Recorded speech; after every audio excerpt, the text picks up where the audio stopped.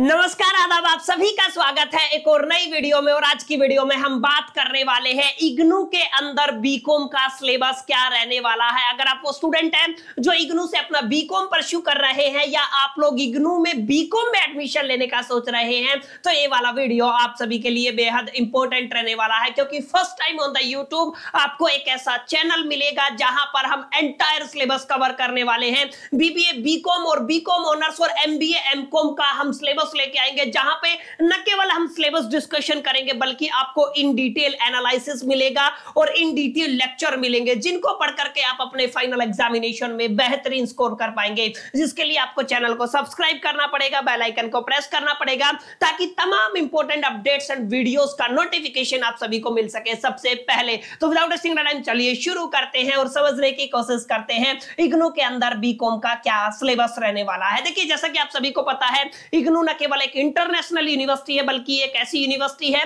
जो आपको distance as well as online mode से एजुकेशन प्रोवाइड करती है। और ये अकेली यूनिवर्सिटी है आई थिंक हिंदुस्तान की जिसमें मोर देन 7 मिलियन पीपल पढ़ते हैं। और आप लोग एक सबसे बड़ी बात ये समझ के चलिए कि न केवल ग्रेजुएशन, न केवल मास्टर्स, बल्कि यहां पर आपको पीएचडी लेवल तक के प्रोग्राम मिलते हैं। 200 प्लस प्रोग्राम आपको यहां पे कराए जाते हैं along with the certificate and diploma program. तो आप लोग एक वाइड रेंज ऑफ कोर्सेज को यहाँ पे अंडरस्टैंड कर सकते हैं। और इन्हीं कोर्सेज के दरमियान सबसे इंपॉर्टेंट आपका एक कोर्स हो जाता है बीकॉम, बैचलर ऑफ कॉमर्स, जिसके सिलेबस को समझना बड़ा जरूरी है कि आपका ये बैचलर ऑफ कॉमर्स इग्नू के अंदर 3 साल का प्रोवाइड किया जाता है, जो हर 6 महीने में आपको आपके एग्जामिनेशन देखने को मिलते हैं। यानी कि 1 साल में 2 बार और 3 साल में 6 बार, यानी कि 6 सेमेस्टर आपके रहते हैं। और 6 सेमेस्टर के दरमियान आपको अलग अलग सब्जेक्ट्स पढ़ने होते हैं, अलग अलग सिलेबस देखने को मिलता है। तो बात करते हैं हम पहले सेमेस्टर से और पहले ईयर से। देखिए, आपको पहले सेमेस्टर के दरमियान आपको 7 या 8 सब्जेक्ट देखने को मिलेंगे, जहां पे पहला सब्जेक्ट आपका रहेगा माय डियर फ्रेंड, सबसे पहला जो आपका सब्जेक्ट रहेगा वो अकाउंट्स रहेगा। ये वही बेसिक अकाउंट है जो हम लोग कहीं ना कहीं 11th और 12th में पढ़ के आए हैं। बात करूं सेकंड की, तो सेकंड सब्जेक्ट आपका इकोनॉमिक्स रहेगा, ये भी आप लोग 11th और 12th में पढ़ के आए हैं। तीसरा सब्जेक्ट आपका environment and the public health रहेगा, ये थोड़ा सा नया कॉन्सेप्ट है। पब्लिक हेल्थ के बारे में आपको अंडरस्टैंड करना है, इसका स्टडी मटेरियल आपको मिल जाता है। अगला सब्जेक्ट आपका रहेगा, 2 लैंग्वेज आपको पढ़नी है। एक तो लैंग्वेज आपको इंग्लिश लेके चलना है, इंग्लिश के साथ आप लोग कोई भी एक सेकेंडरी लैंग्वेज ले सकते हैं, जिसका आपको ऑप्शन दिया जाएगा आपके स्टूडेंट पोर्टल के ऊपर जब भी आप लोग अपना रजिस्ट्रेशन करेंगे, एडमिशन लेंगे या फिर सब्जेक्ट सिलेक्शन करेंगे। तो इस चीज को आपको जरूर ध्यान में रखना है। पहले सेमेस्टर के दरमियान आपको 2 लैंग्वेजेस लेनी है, जिनमें इंग्लिश लैंग्वेज आपका कंपलसरी रहने वाला है। इसके बाद आपको मैथमेटिक्स आपको देखने को मिलेगा, प्लस में आप कंप्यूटर ले सकते हैं, कंप्यूटर एप्लीकेशन और आईटी का सब्जेक्ट आपको देखने को मिलेगा। फिर आपका बिजनेस कम्युनिकेशन रहने वाला है। ऐसे करके 7 अलोंग विद 1 कितना हो गया, 8 सब्जेक्ट आपको देखने को मिलेंगे। आपका अकाउंट्स हो गया, इकोनॉमिक्स हो गया, environment and the public health हो गया, इंग्लिश हो गया। इसके अलावा एक और लैंग्वेज चूज कर सकते हैं, मैथमेटिक्स हो गया, कम्युनिकेशन, बिजनेस कम्युनिकेशन हो गया, और फिर उसके बाद आपका कंप्यूटर एप्लीकेशन एंड आईटी हो गया। ये वो तमाम सब्जेक्ट्स रहने वाले हैं माय डियर फ्रेंड, जो आपको पहले सेमेस्टर के दरमियान आपको पढ़ने हैं। यानी कि पहले सेमेस्टर में आपके टोटल कितने आपके सब्जेक्ट रहेंगे, 8 सब्जेक्ट रहेंगे, जिनको आपको पढ़ना है, जिनके पेपर देने हैं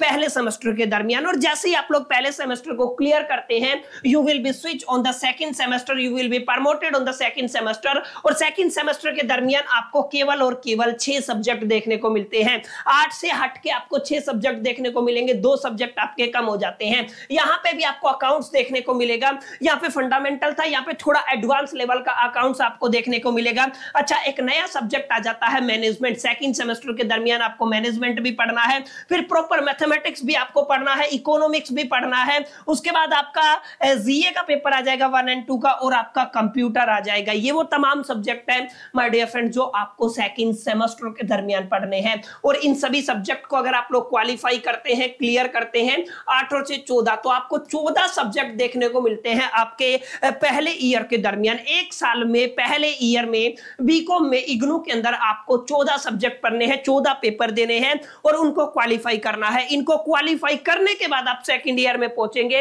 और सेकंड ईयर के दरमियान आपको टोटल तीसरे सेमेस्टर में 7 सब्जेक्ट देखने को मिलते हैं। यानी कि जैसे आप लोग सेकंड ईयर के तीसरे सेमेस्टर में आते हैं तो आपको कितने सब्जेक्ट देखने को मिलते हैं, 7 सब्जेक्ट देखने को मिलते हैं, जहां पे पहला पेपर आपका इनकम टैक्स लॉ का रहेगा। अब ये एडवांस होता जाएगा और लास्ट सेमेस्टर तक आपको इनकम टैक्स देखने को मिलेगा। रहेगा। दूसरा पेपर आपका बैंकिंग एंड इंश्योरेंस का रहेगा, ये भी आपका इंपॉर्टेंट सब्जेक्ट रहेगा ग्रेजुएशन के दरमियान। माइक्रो इकोनॉमिक्स 1 आपको पढ़ना है, उसके बाद financial market and the institution के बारे में पढ़ना है।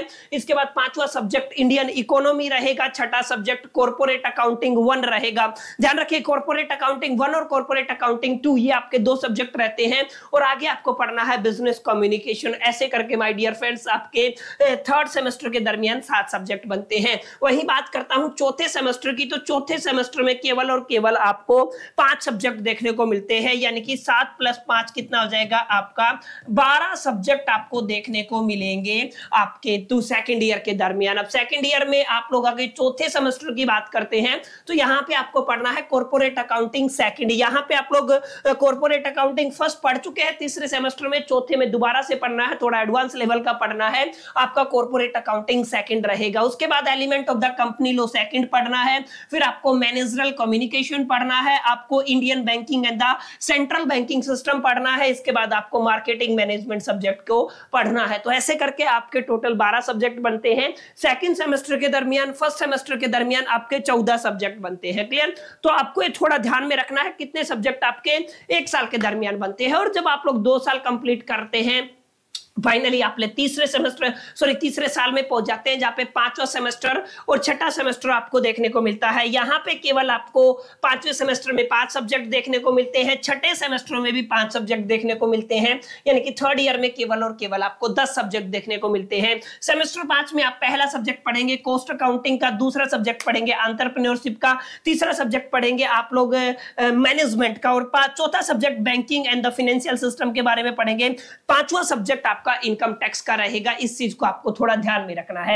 ये आपके कुछ सब्जेक्ट रहेंगे जो आपको 5वें सेमेस्टर के दरमियान पढ़ने हैं। एंड बात करूं छठे सेमेस्टर की, तो आप लोग एडवांस अकाउंटिंग पेपर सेकंड पढ़ेंगे, BCom indirect taxes paper second पढ़ेंगे, मैनेजमेंट को पढ़ेंगे, उसके बाद आपका contract Indian economy and the issues of policies को आप लोग पढ़ेंगे।